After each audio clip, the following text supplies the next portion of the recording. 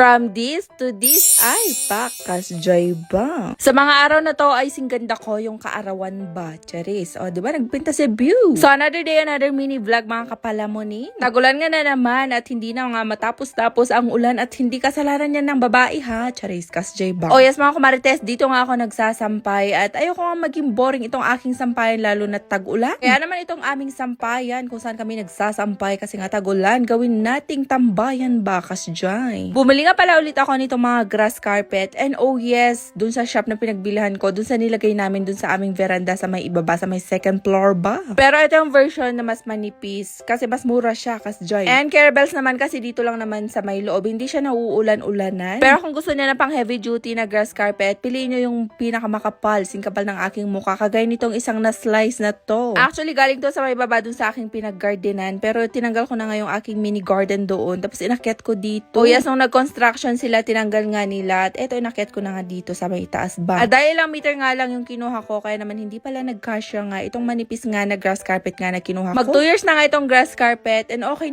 naman siya. Hindi naman siya naglalagas or nagluluma ba. And ayan, buti na nga lang talaga at nagsaktong-sakto nga dito sa pinaglagyan namin. Inakyat ko na nga rin itong mga ibang parcel ko at dito ko na nga rin namin bubuksan ba. Kas joy. Solar bulb light, basta bulb light nga itong mga ito. Strip bulb light, kas joy. O diba, inapo, nagrigat kaya bus over ba? So ayan, by the way, pinagkakakabit ko, nag-ala Superman Wonder Woman ako para ikabit ba. At ito naman ay solar panel nga ng ceiling solar nga natin. Oh yes, ceiling solar light nga rin ito at ito nga yung kanyang panel ba. Oh yes, mga kumarites, para makatipid tayo, gamit tayo ng mga solar kas joy. Buy one take one pala ito at nasa 400 pesos lamang yung bili ko. Hindi ko na nga nabidyoan yung mga pagkabit-kabit ko, pero by the way, and kinahapunan dumating nga itong mga marites kong kafate. Pinapasok ko naman sila kasi nagbayad naman sila ng kanilang entrance fee ba, char, kas joy ba.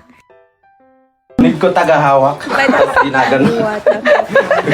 Kas joy, char. Saktong-sakto nga rin ang dating nitong swing nga rin na na-order ko sa may online. Kami nga nagtatanong nito at ang dami nga rin na-check out. Alam nyo ba, nagalangan nga akong i-check out itong swing kasi konting-konti nga lang yung follower nung shop. Tapos, konti nga lang yung reviews pero ito yung pinakamura. Pero tignan nyo naman, dumating siya, hindi tayo na-scam at super duper quality ba. Brown pala yung kinuha ko pero available naman yung mga other color like pink and white. Pero hindi tayo mag-white kasi magadungritin ba kasi o, diba? Nag-enjoy ang Koreanang H. O, diba? At sinulit-sulit nga nila ang pag-swimming dito sa aming luxury swimming pool. Kasjay, wow pool. Pero kung alam nyo lang, hindi nagtatagal ang mga to ng 1 oras kasi alam nyo naman ang lugar kung nasan tayo sa may malamigang lugar ba. And oh yes, sabi ko nga, ayan, pagkalaunan, nag-ahon-ahon sila at nagkape-kape kami kasi nilamig din ba. O, diba? Parang ala cafe na nga itong aming ginawang tambayan na. And after nga namin magkape-kape, ay eto, sabi ko, ilagay na nga namin itong mga pag-greeny leafy. Oh yes, para gumanda-ganda naman yung ating tambayan ba, kasjay. Kaya naman ayan, sinimulan na nga ng Koreanang H maglagay-lagay. And